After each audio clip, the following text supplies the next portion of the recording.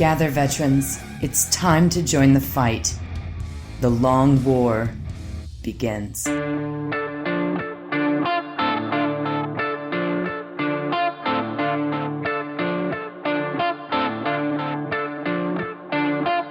is The Long War. I'm Rob Baer, and joining me once again are my partners in crime, Kenny Boucher, Mike Haspil, and Wyatt Turk. What's up, guys? Yo, dog, great to be here. Greetings and felicitations. Hey, what's up? You guys didn't see it in the opening, but Wyatt he fell asleep. I was doodling so that I wouldn't see Rob Baer's dumb face and giggle. I got a laughable face now. All right, I'll take it. Yeah. I'll take it. Rob, So, I think your face brings me a lot of joy, and a lot did happen. I'm sorry I cut you off there. Well, thank you, Kenny. It's the nicest thing you ever said to me. That's in itself very sad, and I apologize for that if that's true.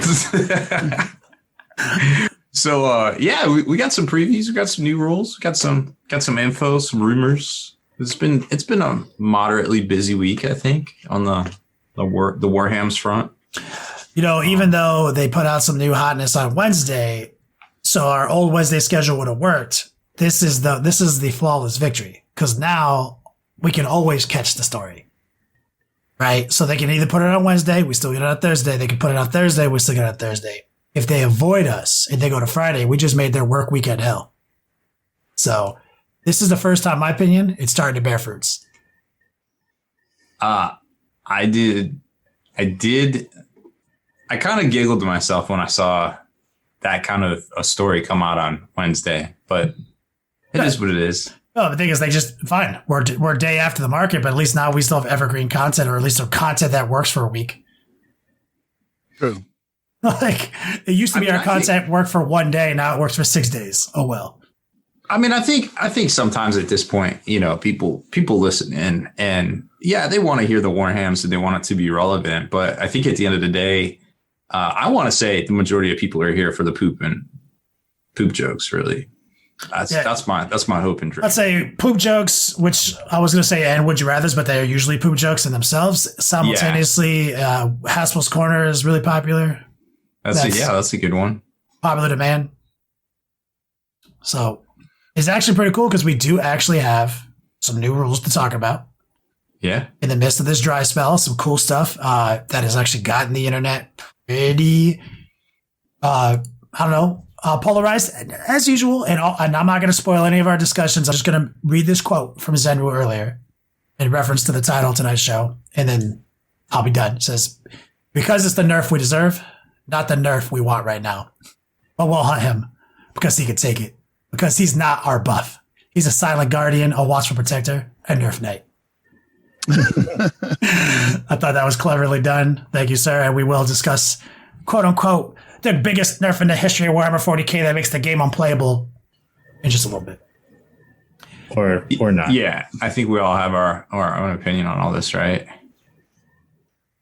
Yeah. So, I mean, got a lot to cover, so might as well just jump into the jokes and then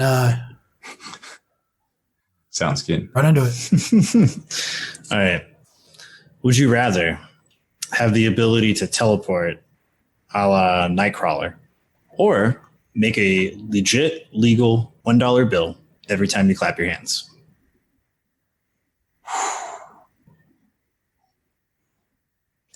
I have so many fucking questions. Yeah. What is Nightcrawler's like? He has to see it in his mind. No, he opens a demon door. Right. It's like going through the ward. And because the only reason he teleports him for short distances is because of the time of which he can keep it open. So, like, you literally are going into a demon dimension and out of a demon dimension every time. But my first question is, like, I'm not Nightcrawler, a.k.a. a member of said demon dimension. Right. How does that affect me going through the demon door? I did not know that about Nightcrawler. I thought he just teleported. Goddamn. The only reason I said that is because when he teleports, there's a little puff of smoke, so people know you did it. And it smells like brimstone because demons. Okay. Well, now I know. But yeah, I'll run with it. We need to make some ground rules. So obviously there's going to be some issues. The more I use this power, the more likely I'm going to get fucking torn up, and the warp side is a not demon. I'm about to wear like Halloween costumes when I go. That was my first question. Haspil, it seems like you have questions about clapping. I was just trying to think of how quickly I could crash the economy with the clapping. I mean, it's not as quick as setting the value of the dollar to zero, but To zero, but it's pretty close. Have you seen world record clapping people? is there competitive clapping? There is competitive clapping, sir. Of course there is. Of course there is. I mean, is competitive clapping any more preposterous than like competitive toy soldiers? Do you really think about it? No, would you say it like that? Look, So- I just want to judge something for a second. Okay, I'm over it. That was a bad Rob talk. When I clap and I make this legitimate federal note, we're talking like the serial code is correct, like in sequence, like somewhere along the assembly line, like it just made space for that to exist. Now this dollar is in my hand. Yeah, I have it. Mm-hmm. And so all economic ramifications come with this. I mean, yeah, I mean, like, eventually if you amass enough dollars, you might have to explain that or, pay taxes. Obviously it's a Probably real the dollar. smart thing to do, Yeah. I mean, it's a real dollar. And so you keep it, you just start clapping until a fucking safe at your house. Like, yeah, you got to think about like when you actually think about the physical act, like say you wanted $1 million, think about actually clapping 1 million times. You're gonna have to do some stretching. Just, even if you're going like, Yeah. I'm going to pick teleport because That was like 7 I know times. the gin. So the gin would have it be so that as soon as I start clapping dollar bills, the treasury is going to change the design of the dollar bill. no, No? Okay. No. Okay.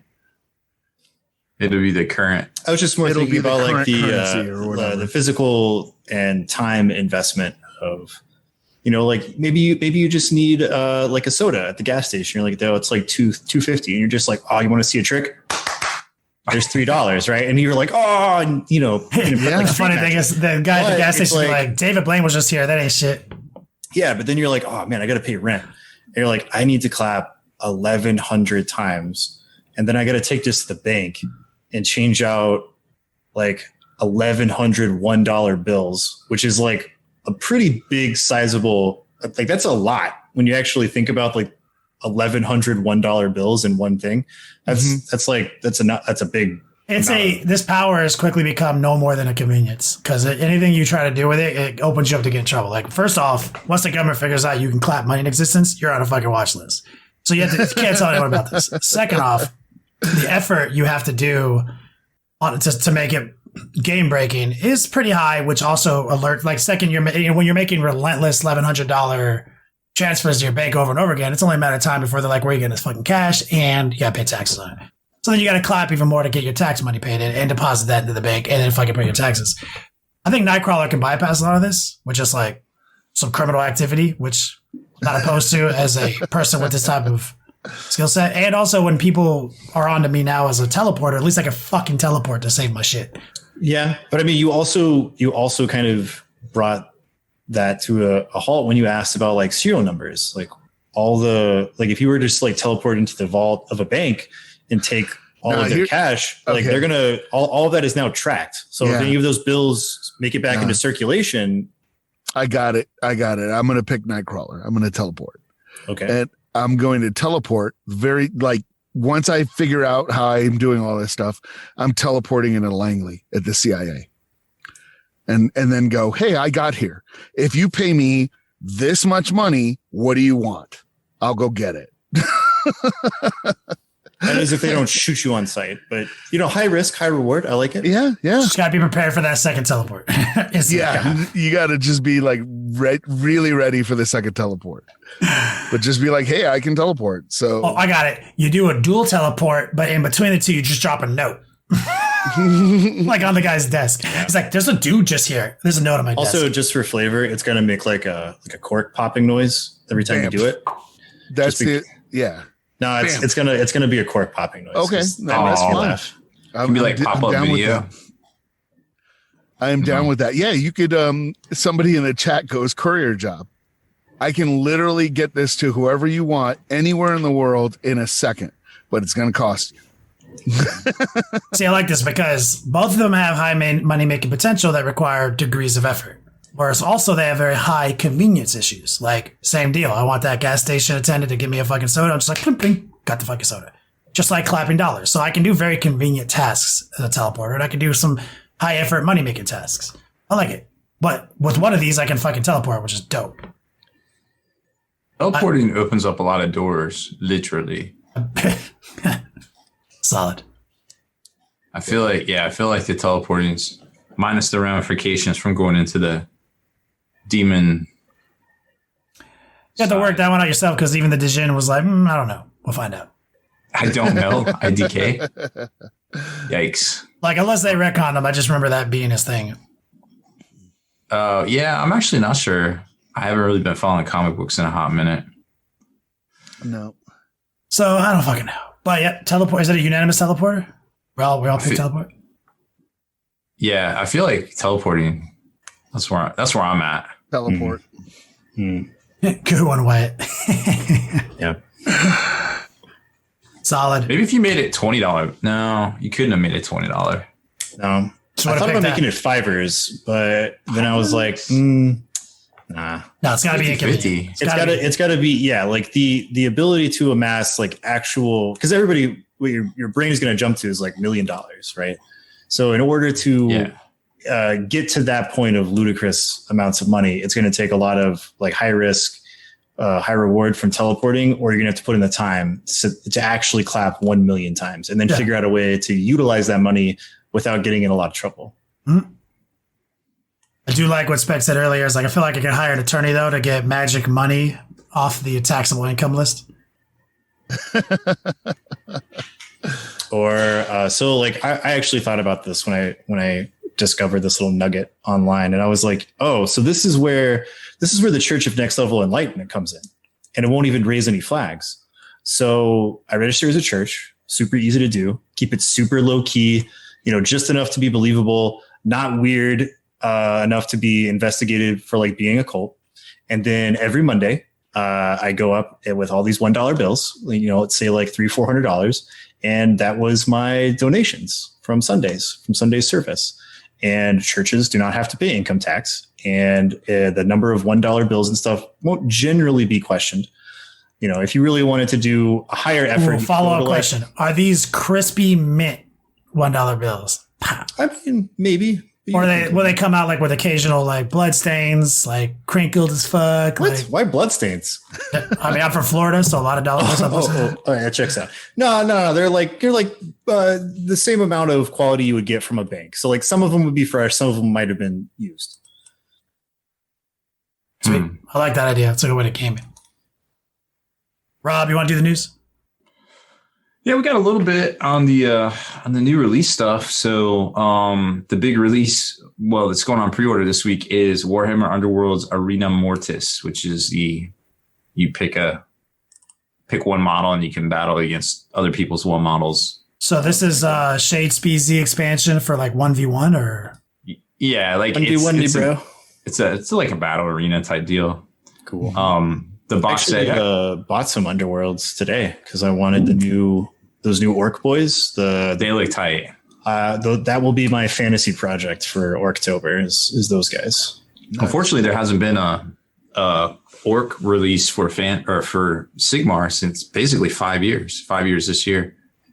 So, those are some sick ass orcs though. Yeah, when they dropped those, people were like, "I want to play Sigmar." Just because of the orcs. The brutes are awesome. Yeah, brutes are so I still have my Sigmar army. That's the only one I've ever completed is the brutes. And Mike's first Shade Species team was orcs. Yep. Yeah, but those are like the little boys. Those are the Iron Jaws. These are the actual brute models. There's only 3 of them in the pack because they're big boys. They're so much better than the 40K ones. All of them. Sorry, Rob. Didn't mean to. They're fresh.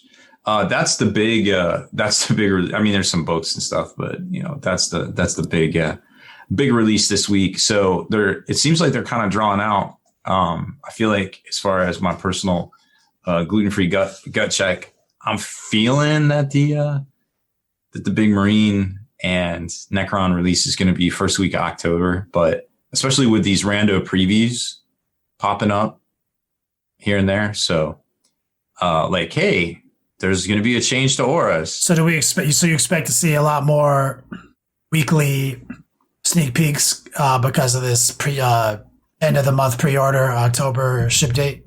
Yeah, I feel like we might see something maybe tomorrow or maybe Monday, maybe a couple more, but then we'll really start seeing it like hard next week. Whatever the week is that they really start hitting it hard. But they'll also have to give a lot of like time to Necrons too, right? So it might tic tac. It might be like one day. If we see like one day Marines, one day Necrons, then we know they're going to be the same release weekend, right? So it's really hard to say, but they're putting out little teasers. So I think we're close, but not super preview time quite yet, unfortunately. But speaking of previews over the weekend, if you're living in a cave or something, yes, the speeder is real. Like you? A little bit. That's a joke. Sorry. Heavy intercessors, they captain with the mastercrafted heavy bolt rifle. We know all of these things are coming out and they're legit. I think multi-part eradicators, multi-part blade guard.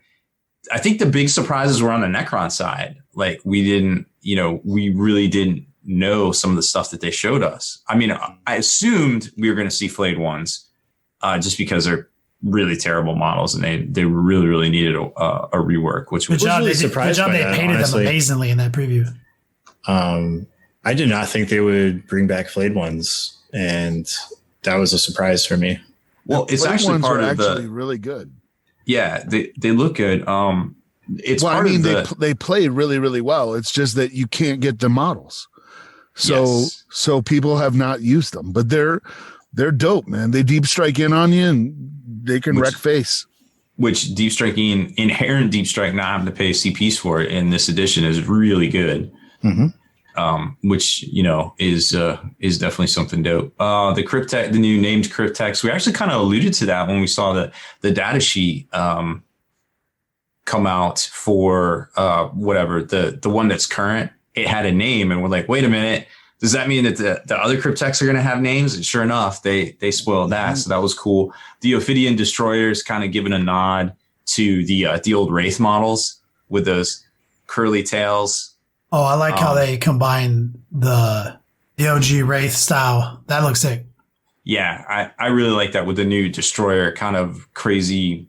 I don't know how you describe that top, but they got like almost Wolverine-ish claws and crazy ass. They got some serious weapon options. Like they look fucking badass. Yeah, like buckler blade things. Like I don't forget what they're called. Interesting thing in that preview is living metal. So they have living metal, like those. Everything does. Yeah. I think. Well, living metal, isn't that the rule where like you roll a dice and if it's below the damage number that they did, you don't take damage? That's quantum shielding. No, that's quantum shielding. Yeah. So what's living metal? I forget, but I think they all have it. You get like one wound back or something like that. Is it the regenerated wound? I honestly don't remember. Sounds right. I don't want to misspeak, but I think that's what that is. Regen? I mean, the only rule for them that we saw was the new reanimation protocol.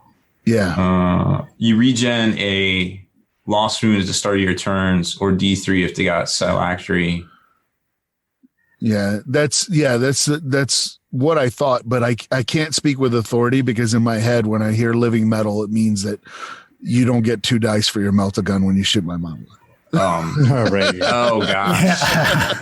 That is an old rule. But I think one of the previews from the White Dwarf actually that we noticed in the battle report, which this White Dwarf is actually really good. Pick it up if you got an extra $9, burn a hole in your pocket. Was that reanimation protocols happen after every attack now? Ooh. So you can be rolling a lot of dice. I don't like the way they worded that because there is going to be a rules debate because of the way that Games Workshop clarifies what an attack is. And like technically speaking, the way that an attack works is if I fire 10 bolt guns at you, you're supposed to roll them like individually. But we all just pick up 10 dice and we roll 10 dice. So like the debate is going to be like, do I roll a regen after every single attack? Which, I think the way it's going to end up being done is like my unit attacks your unit. I kill 2 guys. When that attack sequence is over, you roll reanimation protocols on to the next attack sequence. But I would not be surprised if there are some players when this stuff is new and hot, playing at a high level, that want to argue that it is after. Is it like Feel No Pain now? Is that like, is it? No, it is not worded the same as Feel No Pain. It is worded like after every attack, you can try reanimation protocols rather than at the end of a turn, right? Or the end of a phase. I can't remember what it is right now. It used to be at the end of the phase. It's at the end of the phase because it used to always just break from around. I hit you with 20 shots, drop 3 guys. Then you're supposed at that moment is like what they're saying they want you to do is now you roll to see if 3 of those guys get back up. But the way that it's attack verbiage. Yes, but that's the problem is because like the way they word things is that an attack is like a single dice roll. And so it would be like 10 single dice rolls that are done all at once. Yeah, you would get there and literally roll like way more reanimation protocols than you're clearly supposed to be doing. Exactly. Yeah, I get it. This so the way they worded it in the White Dwarf, it says now they can reanimate after each enemy attack, making them extremely tough to kill off unless you destroy the entire unit. Okay, that's not a rule though. That's them paraphrasing a rule. Thank God. Right. Thank God. But it does say the way in which reanimation protocol works for the Necrons has changed in the latest codex. Right. Okay. But it still gives the Necron player a bonus. It's still better than what we have. Oh, it's definitely better. Right. It's going to be before you'd shoot, like say you had 3 units shooting at my 1 unit of 20 guys, right? I the way it is now, or the way I used to play, was I only get 1 reanimation protocol at the end of the phase. Actually, I think that's the old rules. I think now it's once per turn. I don't know. But what I was saying is now if they're saying after every attack, right? I don't, and I'm not taking the pedantic way of just after every die roll. I would say like, okay, so your 1 unit shot at my guys. I take reanimation protocols. Now you fire another unit at my guys. I take reanimation protocols. Beginning of the controlling player's turn. Yeah. Right now. I don't know. That's why it's so bad now, because it was already bad enough when it was phase, because then you could just wipe them. Then it became turn, and then it's even easier to wipe them. This is the ultimate combination, though, Mike. This is like it's their own unique way of getting back into the fight, and it's not like easy to game. Like you said, like it's like if I tagged you with 10 dudes, drop 2, now you have a chance to get back up with those 2, and then I shoot you with the next squad, drop 3, you have a chance to get up with those 3. That is sick, because that's very tough. That's hard. Yeah, it's not much different than Feel No Pain. It's just it's their own more unique version of it. It's way better. So we'll just have to see what the actual wording is. We're gonna once the book comes out, but that's what kind of like triggered that little thing in my head was the way that they talked about the rule change in that thing from the White Dwarf, because I was like, ooh, I know what Games Workshop means when they say attack, and then I kind of know what everybody else thinks when they say attack. And if it says something to that nature in the actual rule, where it's like after a thing falls, like after an attack, then roll a reanimation protocol, then that is going to be an incredibly like gamey, dice clunky thing that people can do to try to really, really mitigate wounds on the or casualties on a unit. And if they say something like attack sequence or to that effect, it'll be probably what they intended. There's a lot more words we need to. Right. Like my last question would be is like, because to my knowledge, Mike, this is like the first time in your Necron history that if I kill 5 guys from a 10-man squad, you continuously roll on those 5 guys forever, potentially. Whereas in the past, like if I kill 5 guys, you rolled your reanimation, 2 got back up, you just took those 3 and put them in the pile. They were never going to get another chance. No. In 7th, I rolled them forever. 7th, you rolled them forever? Yeah. And so, but in the past, you didn't, though. Like, I remember, like... No, in the past, you did not. So, like, you got 1 chance to make a reanimation protocol, and then they were gone. Like if they didn't make it, they were gone. So that's gonna be my question. Is like this: if this is a forever role, it's real fucking strong. Yeah, because that means they will always come back to life. Practically, I think they're smarter about that. Yeah, I think it's gonna be if someone in chat said like it's like a 5-up Feel No Pain or 5-up Invulnerable, it kind of is sort of like a 5-up Vulnerable if you only get one chance to get back to your feet. Because you keep rolling reanimation protocols, and one of the hang-ups with that was when Necrons ran away from morale, right? When they died from morale, you did not get reanimation protocols. So you had to separate out the guys who fell back or died from morale. Those guys were just straight removed. Yeah. But dudes who were shot, they got to keep coming back. And so right now in the rules, as it's like this is confirmed in the chat, they roll forever right now. But the way they mitigate until they get back up. As long as one model from the unit is still alive. But while that seems really strong, the one sequence of rolls per turn make it pretty easy to wipe the unit. And so this is really good. This is kind of like what I think a lot of Necro players are hoping for something like this. This is fucking that's sick.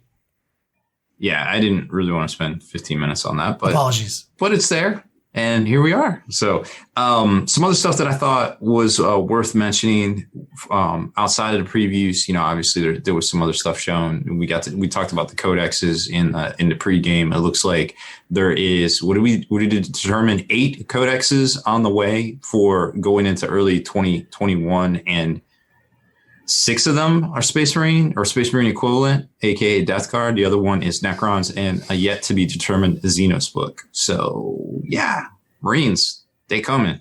Get ready. Good Lord, they coming. Good Lord, they coming. I also think and I don't want to really spend a whole lot of time on this. I think you could definitely make the argument now that Games Workshop does indeed do their own leaks, because we saw that pixelated image of the speeder with the bikes, with the gladiator tank, early or super late 2019. Then we didn't see anything else about it until just before the previews in May. We saw some of the Necron stuff, which was quickly like re-photoshopped and put back out by Games Workshop. I think it's pretty obvious by now. It's smart, but they do it. Like, they drop these little nuggies out there somewhere. They get scooped up and they go around the internet, and it's really hard to tell what's real, and it's really hard to tell what's not, but that's where we're at. If you're a fan of the 80s game Hero Quest, which Games Workshop sculpted the figures for, it looks like something is coming. Sword.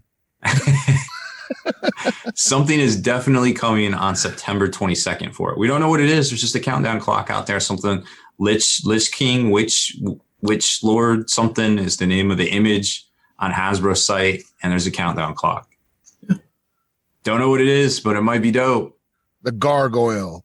The gargoyle's rough. Makes me think that it might be a video game of some sort. It could be, but I think it was on Avalon Hill's website, which wow. What do they do? They're the board game division of. Avalon Hill is like the old school chit war game producer guys from like the 80s and early 90s. Okay. They were really, really big. And if I'm not mistaken, they may have been the first company to make Axis and Allies. I think they were. Yeah. So it's like, but their bread and butter was making these like, I still have one that I played recently called the Korean War, and it would be like these OG hex game maps with these little tiny, I'm talking like a half an inch, little chits that you would cut out of cardboard and play these very, very detailed games. And they were mostly historical war games and stuff like that. Gotcha. Yeah. But then they got bought out, and they, they're part of Hasbro now. Yeah. Yeah. So they're on then Hasbro owns a lot of the Milton Bradley OG rights and stuff. So Hero Quest would be really, really cool to see come back. Yes. That was one of the games, man. This is like 89. Yeah. I was playing that game. 88, 89. Yeah. Yeah. It was like right when I got into Space Hulk and like I didn't really know who GW even was. But we got Hero Quest, and it was fun. It was a very exciting time. Even if you can find used copies of that game, it makes great terrain for RPGs and such. But hey, maybe we'll see some updated versions of it. We'll know soon enough. Army Painter put out their Master Class Dry Brush set. I think it's only $20. I personally like them. I don't know if y'all have used them yet, but I've got a video I'm cutting right now on Thanos' diorama base, heavily using those brushes. Yeah, I think they're cool. Those are actually the type of dry brushes I would recommend to my students and stuff like that, rather than the hard, bristly dry brushes. Because one problem with hard, bristly dry brushes is you can get streaky dry brushing, or you build up like a thick texture of dry brushing with those. Whereas with the Master Series, they're very similar to like a makeup brush, where they have kind of a rounded tip and they're very, very soft. Like the bristles are very, very soft. Soft and round. Premium goat hair. Yeah. So anyone using a goat hair brush for the first time, don't panic when you see hairs coming off the brush the first few uses. Yes. That's common. Like, and then it's going to work itself out as you break some of those loose. But it's porous, it's soft, it's round. Like as Wyatt said, you don't want that chisel tip. You want that. I like the chisel tips for applying washes personally, but to get it where I need it. I still don't understand how that works, but I don't know, man. I just let me do my lizard stuff, man. It might not work for you. That's okay. Also, on the whole 80s and 90s vein, Command and Conquer and Red Alert came out in June. I didn't see this, but they remastered it. Oh, you didn't know about that? No. Beautifully done. Yeah. It looks great. Beautifully done. I cool. did get them. I haven't had a chance to play a ton. I played like the first 3 GDI missions. And the intro is awesome because this is going to be a spoiler, but the intro is awesome because it kind of plays on your expectations. So I loaded it up, right? And it looked exactly like it did in the 90s. And I was like, man, I thought these were all remastered. So it's like the ghetto graphics, everything. And it's like showing all the Command and Conquer stuff. And then it's kind of stops and it goes activating high definition mode. And then it like wipes and everything is perfect. They HD remastered all of the FMVs, which is insane. It is awesome. They said they redid everything. Yeah. And like the announcer, they re-recorded the. They said they brought back the same guy. The same woman, because they lost the original. They lost the original like voice things, all the little cues, right? Where she would tell you like, that's like a 20-year-old assets folder. Some nuclear launch detected. All that stuff is new. It's very well done. And if you're playing it and you hit the space bar, you can toggle between the HD and the ghetto graphics from the 90s. That's fucking hype.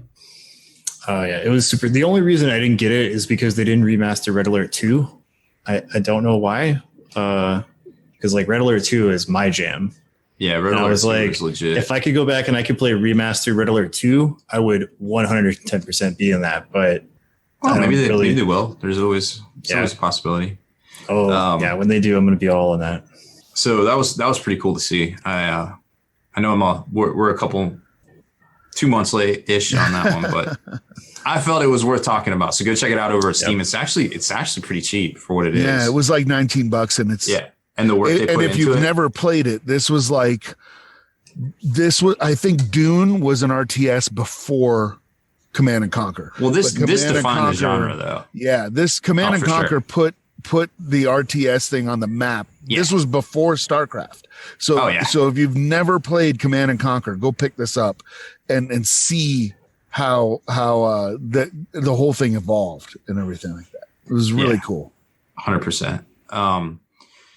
I don't know if you saw the was it Mint Mobile? Ryan Reynolds, the actor who plays Deadpool. Like you don't know who Ryan Reynolds is if you listen to this podcast, but the actor who plays Deadpool, he actually owns a mobile company, and he brought Rick Moranis on one of his commercials.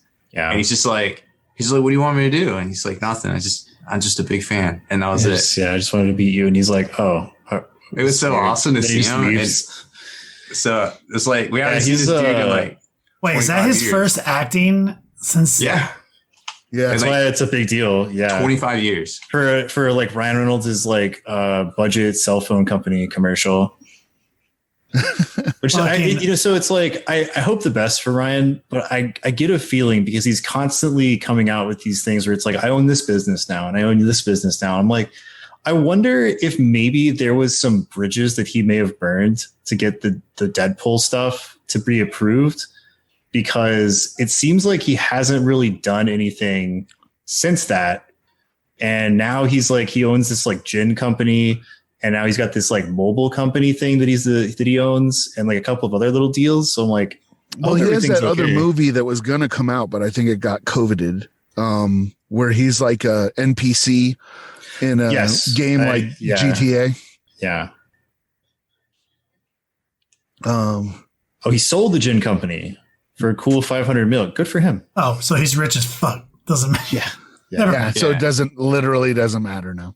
Yeah. I mean, I don't know. I just thought it was cool. You know, Rick Moranis supposedly is rumored to be doing some Shrunk the Kids reboot from Disney. Interesting.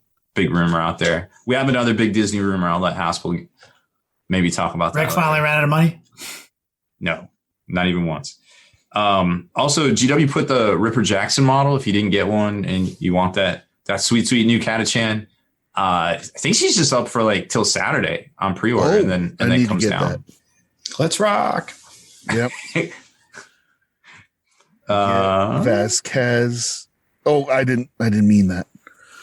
No, not at all. It's totally not Vasquez. Not even once.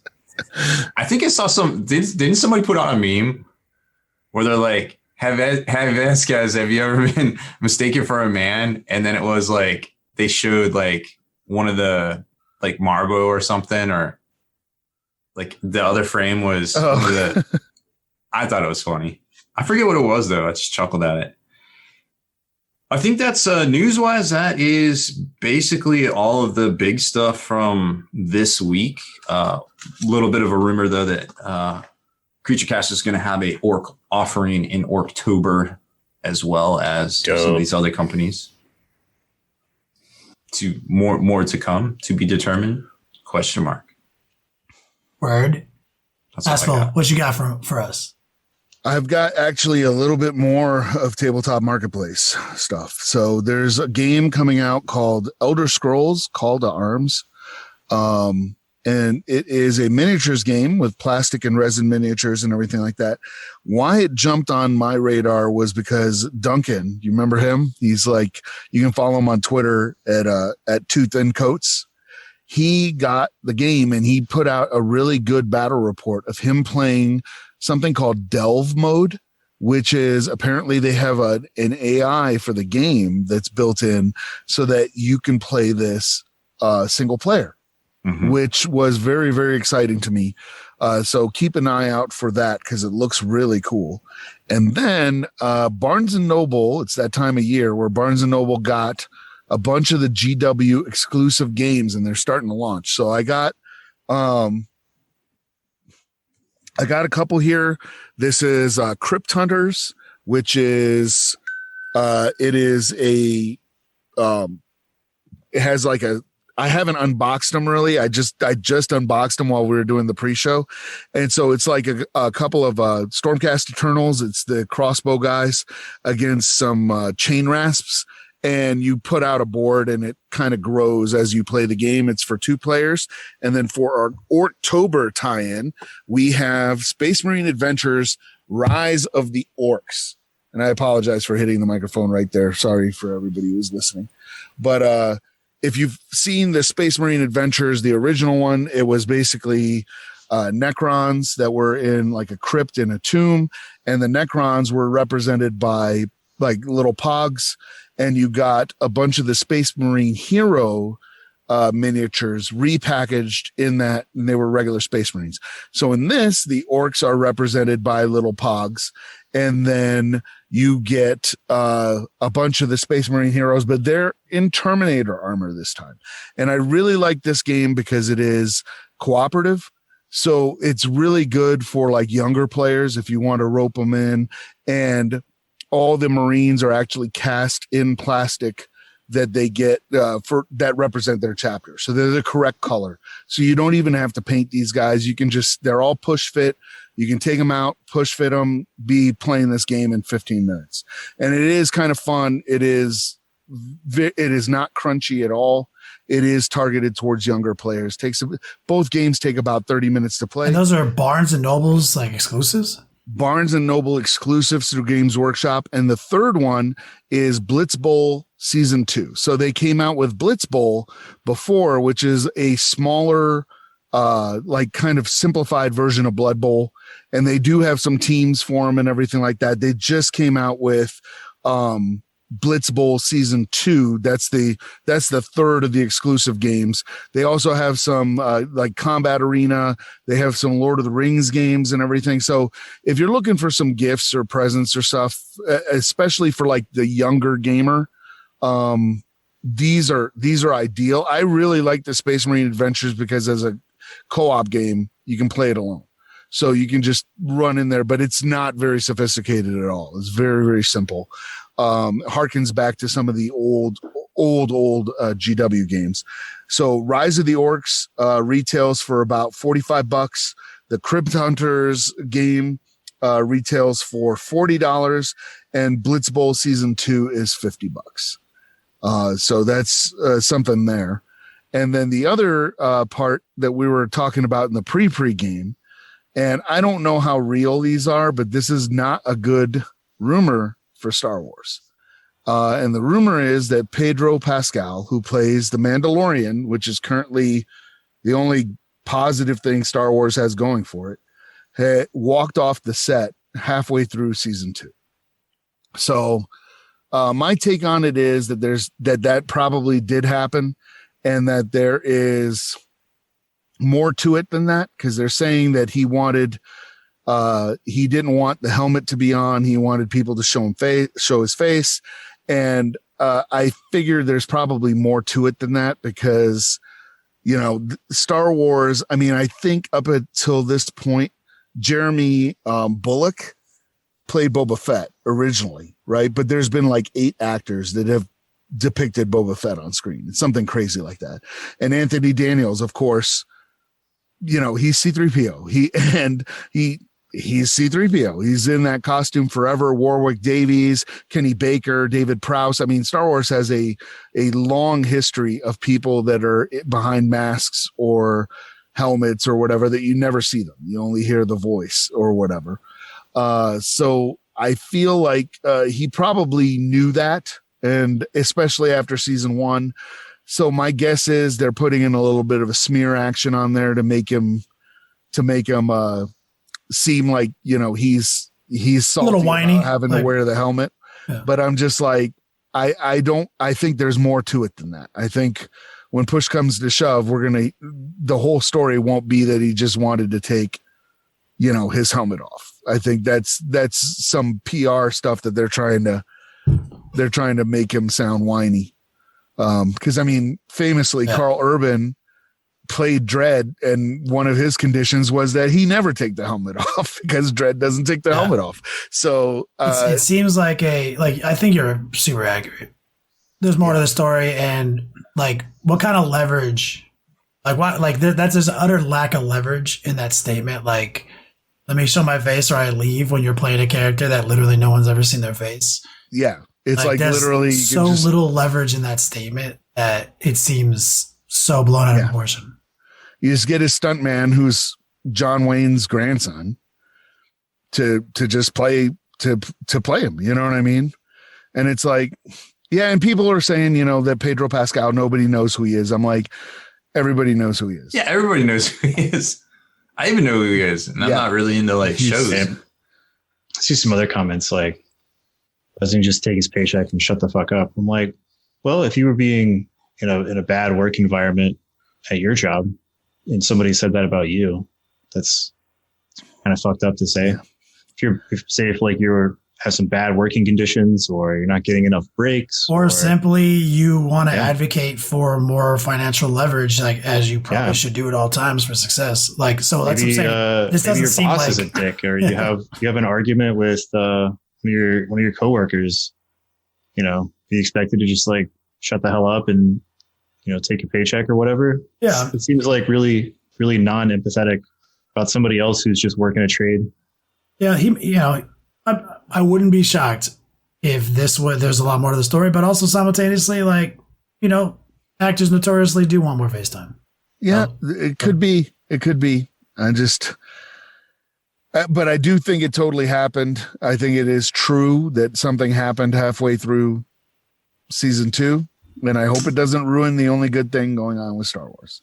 But yeah. I mean, it's probably not, because, like, as you mentioned in the pre-game show, you're like, so an awesome stuntman and a new sicker voice actor, like, and show continues, like, that's why it's like such a like, there's no leverage there. That's why I don't believe it. Like this is.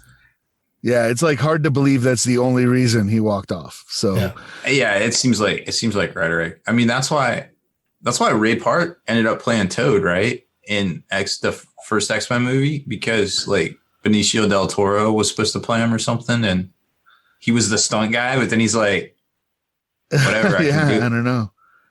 Or no, was it Maul? No, was it Maul? He's both. Yeah, well, he is both, but one of those he just ended up playing because it might be Maul, because they dubbed his voice in that's not him talking. In the Phantom Menace. So it could actually be 2 lines that he had. Yeah, at last we will reveal ourselves to the Jedi. The best of all Star Wars movies. At last we will have revenge. Yeah, well, either way, I mean, it just goes to show you, like, don't be stupid. My favorite Star Wars movie, Darth Maul, Phantom Menace. Why do you destroy everything good we say? Okay. Well, but anyway, there's that set of drama to drive that last spike through the corpse that they're trying to reanimate that is Star Wars. So. Well, if we still got Favreau, right? Like he's really Favreau will get it right eventually. I have a lot of faith in him. I do too. He's a baller. What else we got? Rules? Double rules? Double rulesies? Yeah, we actually have a meat and potato segment of the show that gets to cover some leaks. We haven't had this on we made the podcast change, and we haven't had anything spicy to talk about, but we do. We have actually new rules from White Dwarf that there's an awesome Spiky Bits article about, and we have new sneak peek rules from Warhammer Community. Mm-hmm. So let's do the Aura one first, Wyatt, just because like that's what people listen to podcasts probably wait. Yeah. So some brand new news for the 2 new codexes moving forward, and covers Aura abilities, right? And it basically talks about how like there's going to be a mechanical change to how auras work. And I'm just going to preface this. This is not every single aura ability in 40K. It's specifically talking about HQ auras. Like the example that they gave, and to represent this mechanical change, was a captain, Space Marine captain. He puts out an aura, and chapter units within 6 inches get to reroll 1s to hit, right? Well, basically they're saying that like they're changing this to where that aura only works on core keyworded units. And not everything is going to be core. And it is not only defined to troop choices. A lot of people speculated that core would mean troops. That's not true. They say things like Terminators are core for Space Marines, right? But a Repulsor Executioner is not core. So now they gave us like a really nice visual pictogram of how this is going to work. A captain's aura will buff an intercessor, but it will not buff a Repulsor Executioner. And they talk about thematically the way this is supposed to work, where like, well, a captain, he leads from the front and he's inspiring to his troops around him, not Force Org, but, just your troops, but not the guy in the gunner's seat of a tank 500-600 meters behind the front line, and so that is kind of what they're talking about moving forward. So it says rights of battle aura. And aura is now in parentheses. Aura is now like a keyworded thing. About And time. this is also a good clarification because there were certain things like what is an aura ability? Because I think the Night Lord's strategy Isn't there was like that. There's a glossary, right, in the back of the main There rulebook is a glossary and that appendix like now. Yes. specifically says all this shit. Right. Okay. Yeah, all the evidence was actually already there. Like, Yes. Yeah. So it says, And I actually missed it because it was in the Silver Skulls cool. rules before that article came out, and I totally missed it. I think even Wyatt in that article, they said you may have noticed by now a new keyword, core. Like they've Yes, given they us do. the evidence. They do say that. So it says rights of battle, parenthesis, aura. While a friendly keyword chapter core unit is within 6 inches of this model, each time a model in that unit makes an attack, we roll a hit roll of 1.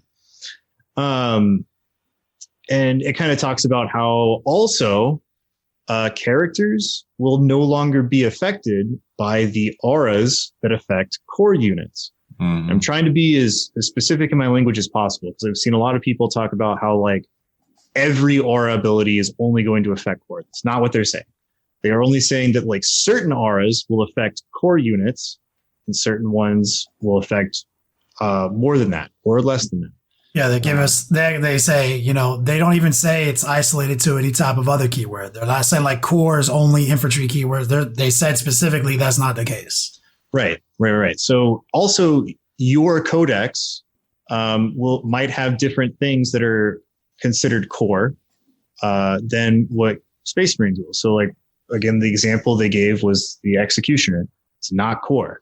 But if we look over at, say, something like Death Guard, like we don't know what will and will not be core, but it might be that things that are specifically Death Guard rather than a chaos holdover. So like a Blight Hauler might be core. It might not. Plague Marines probably going to be core. Things like that. If you're an Imperial Guardsman, your core choices might be different than what Space Marines are. So like, I don't know, maybe a Layman Russ is core for them because they have like a tank commander and you can take squadrons of them. You have orders and things like that. So, you know, sky is not falling. It'll be fine. But they did mention that these auras that affect core units will not affect characters. And on top of that, a character's own aura will not affect himself. So he No does not longer can he Right. inspire himself to greater feats. Yeah, so the captain aura of reroll ones no longer affects the captain. And in the chain of command, suddenly this lieutenant's not going to just out inspire the captain to be better. Exactly. Really. Yeah, so he is not going to benefit from the lieutenant's reroll ones to wound. It's just like you're going to go in there and you have a baller stat line because you're the big dog, and you're just going to have to rely on them, or maybe use some stratagems or things like that to buff him up, rather than these overlapping aura buff effects that have kind of gotten a little out of hand with modern 40K. Let me jump into the chat real quick. George makes a couple good points. He always does. First, he's like, I'm going to get to both points first and comment. 9th edition is going to be released to us in chunks, LOL. And then he also mentioned, so a Custodian Shield Captain hits worse than a Custodian Guard since he's buffing their 2s to hit on 1s. So I want to comment to both of those. First off, that's an interesting point because they do say in the article that like the stats reflect the captain. Like he hits on fucking 2s. He doesn't need to reroll 1s. That's his inspiration. Like he's that much more baller. That's an interesting point because that entire army is infected by the ballerness. So I'll be interested to see what they do. Too easy. Think about it like this. The captain is there. He is a leadership figure.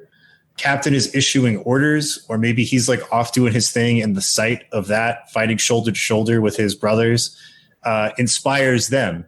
But he's not like out of body experience watching a vidcam feed of how baller he is, smiting down heretics, inspiring himself. And he's not giving orders to himself. No, Right. for sure. What I mean is like the focus that is specifically buffing. rules mechanic wise is like, so Yes. that they speak to the rules mechanic of like, in addition to this narrative explanation, like he's reflected in his stats. The guy hits on 2s. They even say that, like they hit on 2s. Yeah. Like these guys, that whole army hits on 2s. So that is going to be an interesting. That's a different game mechanic where like your superior guy is actually hitting worse mathematically now than everyone around him. Like the captain still fucking hits on 2s. Like so that's good. I'm gonna. The thing is, I do think GW is looking narratively at these rules because they kind of indicates this to us. Going back to your first point though, George. of releasing these little twists and chunks, that's every edition of 40K. As a matter of fact, 8th edition, the first new edition of 40K in 5 editions, we all had an index, and then Chaos didn't. So I was going to tournaments, the Chaos Codex, with my own stratagems and shit, literally weekly, playing against people who didn't have that. Like, that's every edition of Warhammer 40K. So there's going to that, but thing is, we're getting 8 codexes, Rob said, 8 codexes by January, late January. Well, yeah, late January-ish. When would it So like, it is different than the old days because, like, 8 codexes in that amount of time. So you're not going to have to wait long. Yeah, dude. Right? I mean, back in the day, it was like, am I going to get a codex this edition? Who knows? But that's a third. That's a third. There's 24 books. That's a third of the books. And so yeah, I think this is a good thing. 4 months. I think they're trying. They realize there's going to be some sweeping mechanical changes with this edition. They've learned a lot of valuable lessons from the 3 years of 8th. And they know that what the community wants is less like disparity between rules releases for longer periods of time. So like, yeah, when these 8 books come out between now and like January of 2021, there's going to be a little disparity because like Imperial Guard's not in there, Mechanicum's not in there, Orcs, blah, blah, who else? There will be a little bit of a mechanical weirdness where it's like, well, so like Gilliman can only affect core units with his thing now. But Call can still just like hang out with whatever and reroll all hits. So like there's going to be a little bit of a shift there. But I mean, like that's. But like, the thing is, I empathize. I empathize with that because like obviously that is annoying. No one person on this fucking planet who plays 40K does not think that's annoying. That is annoying. Mm-mm. It just is. And you're right. In a perfect world, the entire edition would be done and released to us, and we'd all be off to the races. But GW has proven in their financial reports that what they are doing currently makes money. So there's literally no fucking incentive to not do it this way. Yeah, I mean, we've talked about this before. Like, they are not like the infrastructure of their cash flow is not in a position where they can just turn on a dime and be like, yeah, no more books. We're going to do everything, all rules, all at once on a digital platform. Like, we're not there yet. I think that eventually, well, actually, as we've seen their past 3 years and most of this year, they are moving in a direction where they are considering like what the community wants, like what's good for the community and good for them as a company. And I think that's going to get better for us over time. It's just like Mike loves to say, GW is they're not a cigarette boat, in the Gulf of Mexico. They are an aircraft carrier, and those things take a while to turn. And so you're just going to have to be patient. Yeah. And so we haven't even offered any like opinion yet. Like, the entire internet is very polarized about this one snapshot of the Space Marine Codex. And I'm not saying they shouldn't be, because we always do. It doesn't matter what the fucking snapshot is. You get a new like snapshot of a new relic, we're going to get hype. People are going to think it's stupid. People are going to think it's good. And typically what, at least in my world, affects my opinion is like, how does it affect me right fucking now? Like, what have I already got? What have I used to doing? Am I going to have to put more effort into something when I thought I was done with that type of effort, aka building and modeling and hobbying, right?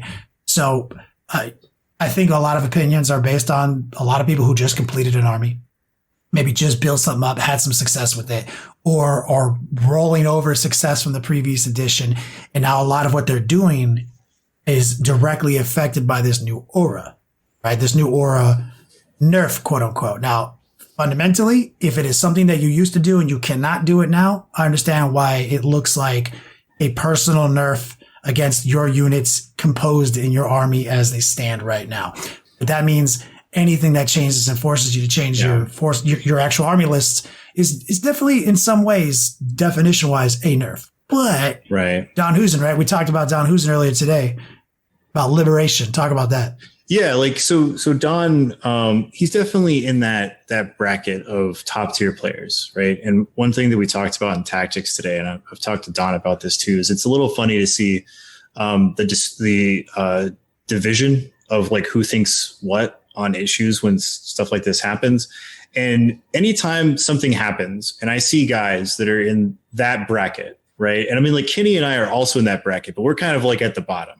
Right. So me and Kenny are like the hobos of the top bracket. We're talking like top 300 in the world players. Right. Then we see guys at the very tippy top of that. Right. You're talking like top 100, top 50, top 25. when they come out, they generally look at the game very, very objectively. And a lot of them are playtesters for the game.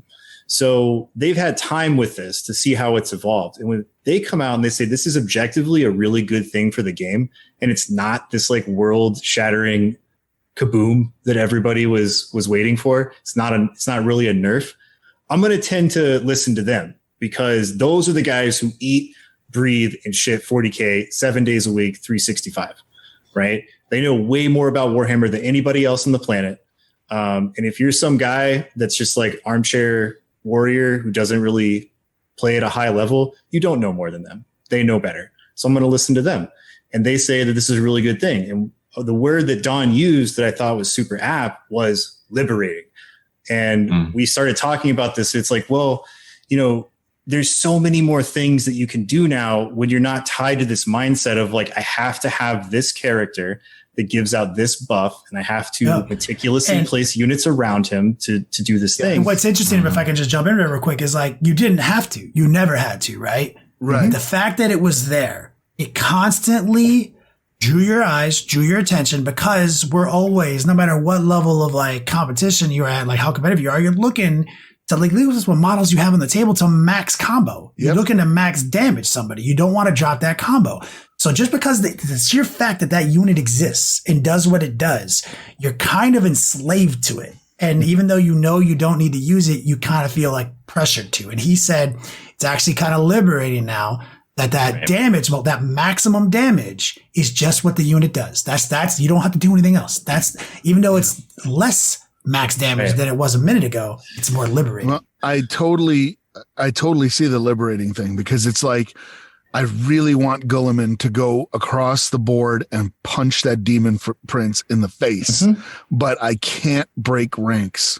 Gulliman has to stand right here because he's buffing everything else. Exactly. Yeah. And I was thinking about this in terms of, of Death Guard. And I have this demon prince, and like, I'm playing the Blight Haulers, my fun little STD Roombas. And they have the Ironclad Furnace, right? Because it's a really easy little combo. Gives them a 4-up invul save, right? And so I've been like, I have to have this Demon Prince like right here to let them reroll ones and to give them that 4-up invul save, right? And I kind of have to rein him in when he could be going out and doing just like what I want Gilliman to do or Mortarion to do. He's going to go out and he's going to give you the bad touch, and he's going to blend like half of your army, right? But he has to stay back here. And so I'm like, well, now I don't care about rerolls. Because like they may not be core. And so I'm just like, rerolls are dead to me. And I don't need him here. I'll have some cheapo character that I can hide. He's going to give them the 4-up invul save and walk alongside them. While the Demon Print, he goes and he does what he does best. Right? Yeah, because you were put in a situation where you had to give up one of your favorite relics to do the thing. To even do that thing, yeah. And it limits what he wants to do. Now you liberated, you freed yourself. And today on DAC discussions, you're already changing his loadout. Yeah, and so like, it's almost like having my cake and getting to eat it too. Because like now I get my little STD Roombas to get their little buff, and I get many Mortarion to go off and do nasty things to my enemy's army, because it's like fun to bounce around with that Demon Prince and make charges and chop people up, blood for the blood god, all that good stuff. And I was also thinking about like, oh, if I lose reroll ones, that kind of sucks. But also, what do the haulers have? They have multi-meltas. What else is happening with this new thing? Multi-meltas getting double the number of shots. So I'm getting double the number of shots, which might as well be. So you have a unit that used to have 2 shots because it had a missile launcher and a multi-melta. Now it has 3 shots. So you used to reroll ones, which is 33% of the fucking die roll, and you just got 33% more rolls. It's like, yeah. So start looking at, so before you get like, the exact way I play the army right now looks like it's got nerfed. Don't forget that a lot of people right now are playing kind of older style, castle-y, death balls. I ask everyone, I tell everyone, we did this in task discussion 2 weeks ago. Look through all the GT missions. Go literally not just like skim them. Look at them. Look at the objective placement in the deployment zone. Visualize the units in your army and how you're going to achieve the primary objective in each game. It'll take like 2 minutes. And then once you get through the first few pages, you realize like, oh shit, there's a trend here. The trend is that by thinking that way, I'm actually hurting my primary objective grabbing abilities, and I need to be able to go into different ticks in the battlefield, have different engagements, and I need to just know that my units can achieve the damage and the max combos based on their profiles, access to stratagems and relics and warlord traits and more. I don't need to be hugging one dude. But the guys who are hugging that dude, it makes a lot more sense now. And it doesn't mean that all dudes are going to be created equal in every faction. I don't doubt that Imperial Guard are going to have tanks as core units. Like, I don't doubt that. Kind of like the Armored Fist thing is that's their deal. They have like the tank commanders that issue orders. Because a Space Marine captain leads from the front, but does an Imperial Guard commander lead from the front? Mm-hmm. Nope, he's like the guy in the back, on the comms. He's in his tank doing his thing. I actually think that even if they're not core, that they have the orders mechanic. And I think the orders mechanic might be a way that they can do all of that stuff without needing any aura buffs, right? And so we're just going to have to like kind of wait and see with each one of those things. But to Kenny's point about 9th edition and people playing the same list as 8th edition, like, yeah, points change. So that might like miss a unit here, miss a model there, things like that, right? But this is definitely something that would be kind of semi-analogous to like a computer game, right? Like this is a new season, right? And every season has different changes, different hotfixes, stuff like that. And the, like triple executioner list with your chapter master and lieutenant right there walking alongside him, pew-pewing across the board in kind of a mobile castle. Like that's not really conducive with the theme of 9th edition, of the vision of this new format. And so this is just a way to gently push people into being like, this is the way to play in the new format. Right. Like, gone are the days of the static castle. You have to go out and you have to grab objectives. Gone is the days of like 3 executioners doing what they do with a chapter master. You got to like be more flexible in your list build. That's just 9th in general, I feel like. And now they're trying to really bring that point home. Yeah. And sell books. Because now you need all the updated stats. Publishing house, model making company, rules making company. Yeah. I actually looked, sorry, let me just make this point real quick. If you go to their preview article where the heavy intercessors had that core keyword, they showed off the rules for the new speeder. The new speeder doesn't have any tells for keywords. So and that makes a lot of sense thematically. Is a land speeder just going to hover next to your chapter master so he can be like, be inspired, brother? No, they're going to go off and be fast attacks and like zoom across the board and go like pew pew behind enemy lines, all that good stuff. So it definitely makes sense from the vision of the game. They're not going to have that. Right. But it was good to see. Well, those are the only 2 actual data sheets we have from GW, because all the other data sheets, like for the Invader ATV and the turret, were from the Indominus box. So of course they're not going to have all those new rules in the Indominus box. So, and there could be tanks could have its own keyword, and maybe Tech Marines activate them, or maybe Tech Marines only activate with vehicles. Who knows? Great point. There's going to be something else that we haven't seen it yet. This is just the first.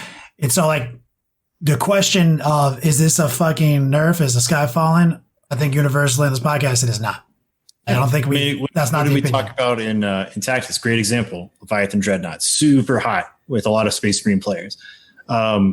The new format, the new 9th edition rule set, it buffed it. It no longer takes a penalty for moving and shooting its heavy weapons. We always hits on 2s, barring a -1 or something. But like in a vacuum, hits on 2s, right? It's probably not going to be core. So gone is your reroll 1s from your captain or your chapter master, right? But what do Space Marines have? They have a 1 CP stratagem called Wisdom of the Ancients that lets it reroll 1s to hit. So you can still get your reroll 1s to hit. It's just now you're spending a little resource here and there. Right? Imperial Fists have like tank hunters, so you can get your +1 to wound on the storm cannons or whatever. Right? There is a resource management element of this game and a paywall to do certain cool things, and there's still going to be ways to do almost everything you want to do. And I think in conclusion of this part, because we still have to cover this other set of rules, Don Husen, I think, concluded his whole statement with like, so change, adapt, and have fun. Like that's how you go with this, right? Right. And the old army adage, hope for the best, prepare for the worst. You'll never be disappointed. So whenever I build a list with the old rules change thing hanging over my head, that's what I do. And I'm very rarely disappointed. So what we got here? Silver Primaris Skull people, Marines? Silver Templars. Silver Templars, man. I wish they had gone with a non-metallic for their armor, because the artwork for these guys is so cool with the slate gray. Yeah, it's like this muted slate gray with this like orangey yellow. And the contrast is so great. They're really cool guys. But they got some rules in the new White Dwarf. Couple of warlord traits. First one is accomplished duelist. At the start of the fight phase, if this model is within engagement range of an enemy unit, it can fight first that phase. Each time this warlord makes a melee attack, if it made a charge move, was charged, or performed a heroic intervention this turn, you can reroll the wound roll. Solid self buff. Yeah, so he fights first, and if you basically like shock assault, if shock assault procs on this, you get to reroll your wound rolls. Then they have precision commander. In your command phase, you can select one friendly Silver Templar's Primaris core unit within 6 inches of this warlord. Until the start of your next command phase, each time this unit is selected to shoot or fight, you can reroll one hit roll and one wound roll. What's that sound like? Oh, this is also a new thing that happens in the command phase. This is like double new. It's a twofer. Very interesting. The third one is spiritual synergy. Select one weapon this warlord is equipped with, excluding relics. Each time this warlord makes an attack with that weapon, an unmodified wound roll of 6 inflicts one mortal wound on the target in addition to any normal damage. Common rule we find in the game, but interesting caveat that it doesn't apply to relics. Right. And they have a couple of stratagems. The Swordsman Strike, 1 CP or 2 CP. Use this stratagem in your shooting phase when a Silver Templar's Primaris core unit from your army is selected to shoot, or in the fight phase when a Silver Templar's Primaris core unit from your army is selected to fight. Until the end of the phase, each time a model in that unit makes an attack against a character unit, add 1 to the attack roll. If that unit contains 5 or more models, this stratagem costs 1 CP. Otherwise, it costs 2 CP. Or 5 or fewer models, excuse me. Right. So 5 or fewer, 1 CP, or if it's more than that, 2 CP. We've seen things like this. Interesting. So now like we're using core and stratagems, which is kind of like the new, infantry biker, like the way they used to describe the things that were affected by Legion traits and chapter traits. So this is just like actually a really clean, like unification of like, now you know what core is, and it's not always the same based on your, like you have to look into what your actual narrative is and like what your faction defines as core. I like that. That's really cool. Right. And then the second one is called Claim Runes for 1 CP. Use this stratagem in the fight phase when a Silver Templar's Primaris unit from your army is selected to fight. If, when it was selected to fight, that unit was within engagement range of an enemy unit containing more models than itself, then until the end of the phase, each time a model in that Silver Templar's unit makes an attack, add 1 to the strength and improve the AP by 1. They're really fighty oriented, aren't they? Yeah, I mean, they're kind of like off-brand Black Templars. They're like Big Lots. Very, very situational stuff here. Mario Mushroom Templars. Yeah. So yeah, basically it's like if you're outnumbered and you're already in engagement range, you get like a little buff. Yeah. Too many conditions for my taste. Fact. And let's see. Going down to the chapter tactic. I like this. Silver Templars, the Bond Marshal. Each time a model with this tactic makes a melee attack against an infantry or biker unit, an unmodified hit roll of 6 automatically wounds the target. Each time a unit with this tactic is selected to shoot or fight, you can reroll 1 hit roll when resolving that unit's attacks. That's a really that's solid. And we also have a couple of relics. Armor of Zenaris. Ooh. Primaris only. Each time an attack with An AP characteristic of 1 or 2 is allocated to the bearer. That attack has an AP characteristic of 0 instead. Yeah, so that's some really powerful self-buffing. Well, that was only the first bullet. There's more. There's a second bullet. These are actually bullets, which is nice. So you ignore AP 1 and 2. Pretty cool. Second bullet, each time the bearer would lose a wound as a result of a mortal wound, roll 1d6. On a 6-up, that wound is not lost. So he gets feel no pain against mortals. They've got a lot of twofers here, so I typically am not a fan of self-buffing stratagems and warlord traits that in when I would much prefer like a force multiplier, but like they've given us some value though. They're not just one thing. That's like you can definitely with that stacked with some of the other stuff, you can make some pretty defensive / offensive powerhouses. That's pretty cool. And the other one is it's a banner, Banner of Echoes, Primaris Ancient model only. Once per battle in your command phase, the bearer can use this relic. If it does, until the start of your next command phase, the bearer gains the following ability. Banner of Nekthys, Aura. And Aura is parentheses. While a friendly Silver Templar's Primaris core unit is within 6 inches of the bearer, add 1 to the attack characteristic of models in that unit. It doesn't say core. What does it say? No, it's core. Primaris core. Primaris core. Okay. Yeah, these guys are definitely punchy. There's like there's like that one where you fight first and you get the built-in reroll a wound, and then the chapter tactic stacked with this armor. You can make a pretty nasty fucking killer right there. Yeah, they're very chargy. Like assault intercessors for days. You have some banner. You have a banner floating around. You got a dude coming out just throwing attacks now. Well, I wonder if anybody's told Games Workshop the only way to get a Primaris Ancient is in the old starter box. Well, no, you could get the Indominus one, but it's only an Indominus. Yeah, it's only an Indominus. Is he the same? Is he just a Primaris Ancient, or is he a Blade Guard? I think he just says Primaris Ancient. No, I think he's a Blade Guard Ancient. Oh, he is. Mike is agreeing with me. Yes. Yeah. So this says Primaris Ancient, not unless Primaris Ancient. Those two words is in and of itself its own keyword.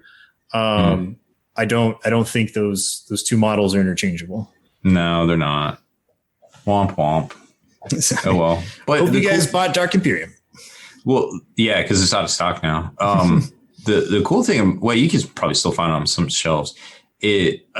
What I like about these rules is we don't know what's in the new codex. So like the stuff in the new codex could crank this up to 11. Oh, like we don't know. Undoubtedly, because this is just a couple of stratagems that make them uniquely Silver Templar, right? Like, right. Yeah. I'm not a big like it's very assault oriented, but that doesn't say that they don't get to do the other stuff too. Right. So there's some exciting stuff in there that makes the way we play the game right now with independent skirmishes and pushing objectives. I mean, there's a couple ways to make like these 5 intercessors just push somebody off. Like I'm not saying it's game breaking or anything like that, but it's definitely a little bit more intriguing than I thought it was going to be. Yeah. We're not really sure what is core, what isn't yet. I mean, like what if Primaris Outriders are core and they get these buffs to have like even more attacks and AP and strength? Like that is scary. Oh, we're going to see Space Marine playing Space Marine. Yeah, it's going to be the Space Marine Marvel Civil War up here. Well, welcome to Warhammer 40K. They're the main yellow ones and the white ones and the blue ones, and like they're all squaring off, man. If you haven't figured out that the main characters of this show are Space Marines and the main villain is Chaos Space Marines and everybody else plays second fiddle, then sorry, I have bad news for you. And then when all the Space Marines are done tangling with one another, the Silent King will show up. Inevitable. He'll just wait for humanity to destroy itself as is our want. Love it. Like I love this shit, man. Like I love where the game is now. We're like lots of moving parts. No, it's not for everyone, but like I crack out on this shit, man. When I'm like flipping through the army builders and stuff and seeing all these little things and just trying to work them out. And recently, Haspil, I've been doing something you said to do a couple weeks ago, but I think it was during our hobby AMA, and it was something as simple as like when you're painting all your dudes, like create a reason for like why you chose to paint this medallion like this. Give them a little narrative in your mind. Now, I'm saying it's not even like front and center. It's just like, and you do that enough times, the character of the army, you know. Yeah. And people will notice it. They may not know why, but they'll notice, like, if all your rhinos look identical, right? But if one rhino has a streak somewhere, or the side door is bashed in or something, people notice that gives your whole army character. And that's like cracking out on a whole other level. Like, I've been finding myself cracking out on these rules and cracking out my models with that piece of wisdom that you gave us a couple weeks ago. I did it the other day on one of my Gellerpox models. I was like, man, I gotta paint this guy's pants and shirt. I'm running out of, how many times can I use green? And then I looked at him for like 3 seconds. It's like, oh, this dude is like he's a soldier. He's got like dog tags. I looked at it. So I just kind of like made it look like he was wearing like camo pants that ripped apart. Nice. And like he was wearing like the white undershirt that was shredded. And I was like, I have literally never done that once. Like I have not done. So now like I find myself that like just so enthralled by like all this stuff. And like, so when people get online and they're all like, oh, this is the worst. This is so hard. It's just like, man, I understand your worst day is your worst day, but like I'm having the opposite day over here. I'm like fucking losing shit. It's super cool. Like I'm excited. This is a balance that I hope is echoed in every faction, because I don't think I'm the only person who's with this when I say that the rerolls of 40K was getting a little out of hand. Like the stackable rerolls and the aura buffs was getting a little out of hand. Like some more so than others when we look at Space Marines and stuff like that. But yeah, I think one thing that we've talked about, and there's also some rumors from the playtesting side of things, that like a lot of mechanics that are what one would consider clunky or brings the smooth order of operations to a grinding halt. Those are something that is looking at getting reworked, right? The example is there's some pretty strong rumors floating around that Disgustingly Resilient, or Feel No Pain, is getting reworked in this new codex into being something like -1 damage from incoming attacks, right? Because whilst a lot of people like Feel No Pain, I'm biased. I'm one of those people. I like being able to have my dice mojo where I roll that dice and be like, not today. But from a objective like game design standpoint of like playing this game and having it be a smooth experience for both players, when it's like, okay, I just rolled all of my hits and all of my wounds, you need to make all these saves, and then I make all my saves, and then I'm going to be like, okay, well now I have to roll Feel No Pains. Like, is that single damage, double damage, D3, D6, and then they have to roll the damage individually, and then I have to roll my Feel No Pains individually to see how everything is actually allocated and how things die and all that. And it's a clunky mechanic. Like objectively, in the modern iteration of 40K, Feel No Pain is super clunky. And so removing that, but also giving us a compromise is a good thing. Yeah, because the thing is like GW is clearly committed to more narratively inspired USRs, right? We don't have USRs anymore, but we sort of do. We still call Feel No Pain when it's not literally called Feel No Pain in 8th edition. Everyone's got their own title, but it's functionally the same thing. And so when you have like a special guy who does it, that's one thing. When you have an army-wide version of it, you need to start making considerations. And so that's where I started hearing those rumors floating around. And then you start to see GW making decisions like that support that, like more and more, especially with this new aura. Like, so smoother gameplay, functionally the similar math, similar things occur, more liberating experience on the table. Ah, man. Like, it is, to me, the literal best of all, dude. There's more on the way. Just wait. Everything will change. I can't fucking wait, Rob. It's finally come back. Like, I was like, there was like a week where I was like, oh, I don't know what to do with I was going to bed early, depressed. I was like, man, I don't even know what to fucking do anymore. Now I'm right back in it. Oh, yeah. I mean, like, I have an event next weekend. Not this one, but the next weekend. So I'm looking forward to that. Even though Space Marines are pretty strong right now, I'm looking forward to playing, just to play. Like, just excited to do this, to do 40K, right? And then I have an event in November after the new codex. So I'm like, ooh, oh, my Death Guard codex comes out before that event because like that new Space Marine dex is spicy. But I'm excited because that just means I get to do more list scheming. I get to do more painting. Get to try some wacky stuff. So it's a great time. And these Necrons are about to drop. Oh man, Necrons I think might be a little bit of a sleeper that people aren't really talking about right now. It's all like, Chicken Little and the Space Marine nerf that doesn't exist. But I feel like Necrons might come in with some big dick energy. I'm super pumped for Necrons. I think that's their whole thing. Like they haven't. The only thing that I don't like right now, and it's only because I've converted my monolith so extensively, is when I saw the new monolith. I was like, monolith. Damn it. I will say this. The one thing that we didn't really touch on in Market Watch, these new Necron models, is I'm thoroughly impressed with specifically the two new like Cryptek guys, the Chronomancer and the other Mancer. That digital face that's in digital skull thing. It's ridiculous. Like the stuff they're doing with those, so cool. On the other side of that coin, Necron players, I'm sorry. Like, I cannot imagine the hell that packing your models up to go to events is going to be. For the future. The Silent King, Xeris, these characters, the Tripod Boys, Lord Scorpack, like, oh, what a nightmare. I'm sorry. Yep. And honestly, that was a thing before. Like, I only played my Necrons locally because I could just kind of hodgepodge them in a bunch of different things and drive to the venue.